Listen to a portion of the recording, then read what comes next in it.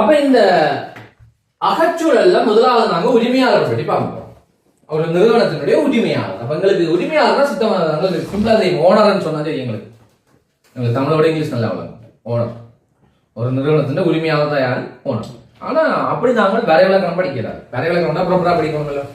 அப்ப உரிமையாளர் தான் ஒரு நிறுவனத்துல அவர் என்னத்தை ஈடுபடுத்தி இருக்கணும்? முதல் கட்டமாக மூலதனத்தை ஈடுபடுத்தி இருக்கணும். அந்த மூலதனம் ஒரு வளமாக இருக்கலாம் அல்லது ஒரு காசாக இருக்கலாம். அப்ப நீங்க கணக்கீட்டு சமன்பாடு முதல் படிக்கைக்குள்ள உரிமையாளர் 5 லட்சம் ரூபாய் பெறுமதியான தனது சொத்தினையும் 3 லட்சம் ரூபாய் காசினையும் ஈடுபடுத்தினார் என்று படிச்சிருக்கீங்க. அப்ப இதுல எது வளம், எது நிதி? அவர் ஈடுபடுத்தின அந்த காசு நிதி. அவர் தன் சொத்தை ஈடுபடுத்தினார்களோ அது என்னது? வளம். அப்ப உரிமையாளர்டா கட்டாயம் என்னத்தை ஈடுபடுத்தி இருக்கணும்? மூலதனத்தை ஈடுபடுத்தி இருக்கணும். அந்த மூலதனம் வந்து ஒரு வளமாக இருக்கலாம் அல்லது காசாக இருக்கலாம்.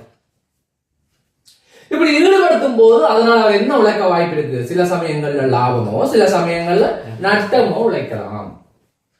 ரைட். அப்போ ஒரு உரிமையாளர்டா மூலதனமாக வளம் அல்லது நிதியை ஈடுபடுத்தி அதன் மூலம் லாபத்தை அல்லது நஷ்டத்தை உழைக்கிறவர் தான் யாரு? உரிமையாளர். இப்ப அந்த உரிமையாளர் என்ன விளங்கிட்டலாம். அடுத்தது உரிமையாளர் ஒருவர் வணிகத்துக்கு எப்படி பாருங்க. உரிமையாளர் எங்க வர? வணிகத்துக்கு அகச்சூழலுக்குள்ள. அப்ப உரிமையாளர் ஒருவர் வணிகத்துக்கு நாங்க படிக்கிறது என்ன பார்க்க மாட்டது? அவர் எப்படி பலமாக அமையலாம், எப்படி பலவீனமாக அமையலாம் என்று பார்க்கணும். ரைட். அப்ப நாங்கள் இந்த பாடத்தை படிக்க வித்தியாசமா படிச்சிருக்கோம். அப்படின்னா உரிமையாளர்கிட்ட பலம் பலவீனம் என்று நாங்கள் எடுத்தோன்னு பார்க்காம நாங்க அடிப்படையின் ஒரு விஷயத்தை படிச்சிருக்கோம். ஞாபகம் இருக்கு உங்களுக்கு? இந்த அடிப்படையை வச்சு நீங்க என்னத்தை உருவாக்கலாம்? பலமும் உருவாக்கலாம், பலவீனமும் உருவாக்கலாம். இப்படி படிச்சிருக்கோம். அப்ப அந்த அடிப்படை என்ன ஒண்ணு சொல்லுவா? முதலாவது அடிப்படை என்ன? சத்தமா சொல்லுவா. உரிமையாளர்கிட்ட எண்ணிக்கை. அடுத்தது உரிமையாளர்கிட்ட நிதிப்பலம். ரைட். அடுத்தது அறிவும் அனுபவம். ஞாபகம்? ரைட். இந்த மூன்றையும் நாங்க என்னன்னு சொல்லியிருக்கோம்? அடிப்படை சொல்லியிருக்கோம். இந்த மூன்றையும் என்ன சொல்லியிருக்கோம்? அடிப்படை. இந்த அடிப்படையை வச்சு கொண்டுதான் நாங்கள் அந்த உரிமையாளர்களுக்கு பலமா இருக்கிறாரா அல்லது பலவிதமான நிறுவனத்தில் இருக்கிறாரான்னு பார்ப்போம். அப்ப நாங்க ஒரு நிறுவனத்தில் உரிமையாளர் இருப்போம். அந்த உரிமையாளர் எண்ணிக்கை இப்ப பங்குடைமை நாங்க இப்ப படிச்சுட்டோம். இப்ப முதல் படிக்க பற்றி படிச்சிருக்க மாட்டோம். ஆனா இப்ப நாங்க படிச்சிட்டோம். பங்குடைமை என்றா எத்தனை உரிமையாளர் இருக்கலாம்? ஆக குறைஞ்சது 2 பேர், ஆக கூடது 20 பேர். அப்ப நிறைய உரிமையாளர்கள் இருந்தால் எங்களுக்கு நல்லமா கூடாது? நல்லது. நிறைய உரிமையாளர் இருந்தால் நிறைய காசு சேர்க்கலாம், நிறைய மூலதனம் கிடைக்கும். உரிமையாளர் என்ன ஈடுபடுத்துறவர்? வளத்தை அல்லது நிதியை ஈடுபடுத்துறவர். அப்ப அதிக அளவு உரிமையாளர் இருக்கிறது எங்களுக்கு என்னது? எப்பவுமே பலம். அதே குறைவான உரிமையாளர்கள் இருக்கிறது பலவீனம். அப்ப அதிக அளவு உரிமையாளர்கள் இருந்தா எங்களுக்கு பலம், குறைவான உரிமையாளர் இருந்தா எங்களுக்கு பலவீனம். அப்ப ஏன் அதிக உரிமையாளர் இருந்தா பலம், ஏன் குறைவான உரிமையாளர் இருந்தா பலவீனம் பார்ப்போம். இது விளக்கம் என்ன? அப்ப அதிக உரிமையாளர் இருந்தா எங்களுக்கு அதிக அளவு என்ன கிடைக்கும்? மூலதனம் கிடைக்கும். குறைவான உரிமையாளர் இருந்தா எங்களுக்கு குறைஞ்ச அளவு மூலதனம் கிடைக்கும். அதனால அதிக அளவு மூலதனம் கிடைக்கிறதால அதிக அளவு உரிமையாளர் இருந்தால் எங்களுக்கு என்னது? பலம். குறைஞ்ச உரிமையாளர் இருந்தால் எங்களுக்கு என்னது? பலவீனம். அப்ப நாங்க எதை மட்டும் பாடமாக்கி விட்டா காணும்? இந்த அடிப்படையை மட்டும் பாடமாக்கி விட்டா காணும். உரிமையாளர்கிட்ட எண்ணிக்கை. அதை வச்சு நாங்க என்ன சொல்லலாம்? பலமும் சொல்லலாம், பலவீனமும் சொல்லலாம். அடுத்த பார்ப்போம். நிதிப்பலம் மிகுந்த உரிமையாளர். அப்ப எங்களுக்கு ஒரு உரிமையாளர் இருக்கிறார். அவர் மிகவும் நிதிப்பலம் நிறைந்த உரிமையாளர், நிறைய காசு வச்சிருக்க, நிதிப்பலம் அதிகமான உரிமையாளர். அல்லது எங்களுக்கு உரிமையாளர் இருக்கிறார், அவர் நிதிப்பலம் குறைந்த உரிமையாளர். இப்ப சொல்லுவோம், நிதிப்பலம் அதிகமான உரிமையாளர் இருந்தா அவர்கிட்ட நிறைய காசு இருக்கும். எங்களோட வணிகத்துக்கு எப்ப காசு வேணும்னா நாங்க என்ன செய்யலாம்? பெற்றுக்கொள்ளலாம். ஒரு அவசரத்துக்கு கடன் எடுக்கணும்னா என்ன செய்யலாம்? இலகுவா உரிமையாளர் அந்த மூலதனம் ஈடுபடுத்துவார். அவசரத்துக்கு ஒரு இயந்திரத்தை வாங்கணும், புது அட்வான்ஸ் டெக்னாலஜி வருது, ஒரே ஒரு மிஷின் தான் இருக்கு, அதை வாங்கினா நாங்க தான் நம்ம நிறுவனமா மாறிடுவோம். விலங்கிலேண்டா உடனடியாக யாரு காசு கிடைக்கும்? உரிமையாளர் காசு கிடைக்கும். அந்த உரிமையாளர் எப்படிப்பட்டவரா இருந்தாருந்தா நிதிப்பலம் கொண்டவரா இருந்தா இல்லைங்களா? நாங்க லோன் எடுத்து கடன் எடுத்துக்கிறதுக்குள்ள அந்த இன்ஜினியர் அந்த மிஷினை என்ன செய்யணும்னா இன்னொரு ஆள் வாங்கிட்டு போயிடும். அப்ப நிதிப்பலம் அதிகமா இருக்கிற உரிமையாளர்களுக்கு இருந்தால் அதுங்களுக்கு பலம். நிதிப்பலம் குறைவான உரிமையாளர் இருந்தால் அதுங்களுக்கு என்னது பலவீனம். இது விளங்கிடும். இரண்டாவது ரைட். மூன்றாவது பாருங்க, அறிவும் அனுபவமும் கொண்ட உரிமையாளர் இருக்கிறார். நல்ல அறிவும் அனுபவமும் இருக்கு.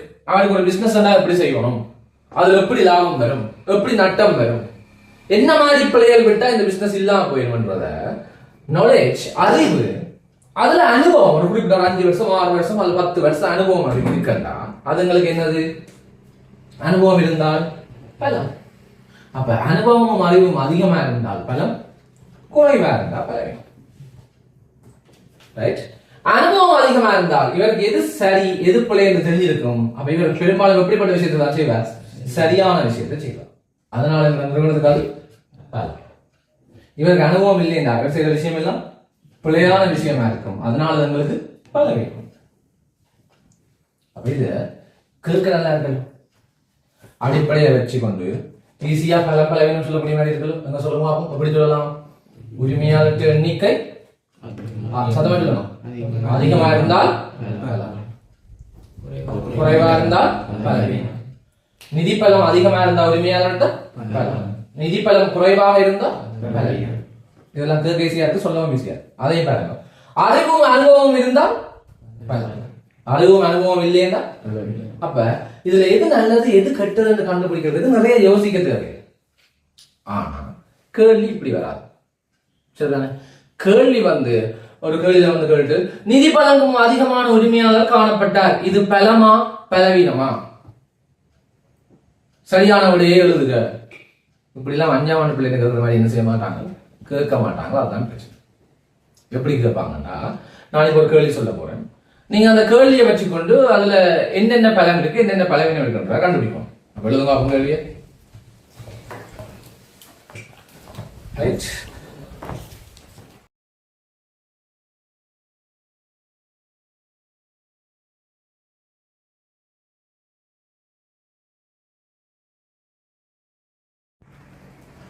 கவனி, இதுல பலம் என்னன்னு கேட்டா பலவீனம் என்னன்னு கேட்டா எப்படி சொல்லுவீங்க? அதிக அளவு உரிமையாளர் இருக்கிறது பலம். ஏன்? பங்குடம் என்றபடியா நிறைய பங்காளர்கள் இருக்கணும். சரிதானே? அப்ப நிறைய பங்காளர் இருந்தா என்னன்னு பாத்துனாங்க. கவனிங்க, நிறைய பங்காளர் இருந்தா என்னன்னு பாத்துனாங்க, நிறைய உரிமையாளர் இருக்கணும். நிறைய உரிமையாளர் இருந்தா அதுங்களுக்கு என்னது பலம். சரிதானே? அதே மாதிரி இருக்கிற உரிமையாளர்ல ஒருத்தர் மட்டும்தான் என்ன முடிச்சிருக்கிறார், யூனிவர்சிட்டி முடிச்சிருக்கிறார். அப்ப மிச்சாக்கள் எல்லாரும் என்ன செய்யாதாக்கள், யூனிவர்சிட்டி கூட போகாதாக்கள். அப்ப பொதுவா அவைக்கு என்ன இருக்காது, அறிவு இருக்காது. எதை பற்றி அறிவு? அந்த வணிகத்தை பற்றி அறிவு. அப்ப அறிவும் அனுபவமும் இல்லாத உரிமையாளர் இருந்தா அதுங்களுக்கு என்னது பலவீனம். Right right. நிதி பலம் எப்படிப்பட்டாங்க? ஹை கிளாஸ் பணக்காரர் இல்ல எல்லாரும் நடுத்தர வகுப்பு பணக்காரர். அதனால அவங்க நிதி பலமும் எப்படி இருக்கும், குறைவா. அப்ப நிதி பலம் குறைவா இருந்தாங்களுக்கு என்னது? அப்ப கேள்வி நேரடியாக என்ன செய்ய மாட்டேன், ஒரு காலமுமே கேட்க மாட்டேன். இப்படி மறைமுகமாகத்தான் வரும். அப்ப தனியா அடிப்படையை பாடமாக்கி வச்சிருந்தா இப்படியான கேள்வியில என்ன செய்ய முடியாது. இப்ப அடிப்படையை பாடமாக்கி வச்சுட்டு எப்படி கேள்வி வந்தா ஃபர்ஸ்ட் டேர்ம்ல கேள்வி வரும், எப்படி உரிமையாளர் தொடர்பான பலவீனம் எழுதுக. அப்படி கேள்வி வந்தா என்ன எழுதலாம்? உரிமையாளர் எண்ணிக்கை அதிகமாக காணப்படுதல், நிதி பலம் அதிகமாக காணப்படுதல், அறிவும் அனுபவமும் அதிகமாக காணப்படுதல் எழுதலாம்.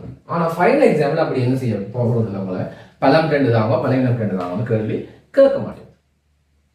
இப்படி ஒரு பந்தியை தந்துட்டு அதை வச்சுதான் என்ன செய்ய போயிடும், கேள்விகளை போயிடும். அப்ப ஜஸ்ட் அடிப்படையை மட்டும் பாடமாக்கி வச்சிருக்காம ஃபுல்லா என்ன செய்து வச்சிருக்கணும், இல்ல விளங்கி வச்சுக்கணும். அப்பதான் பிராக்டிக்கலா அப்படி எழுதலாம். சரி, ரைட்.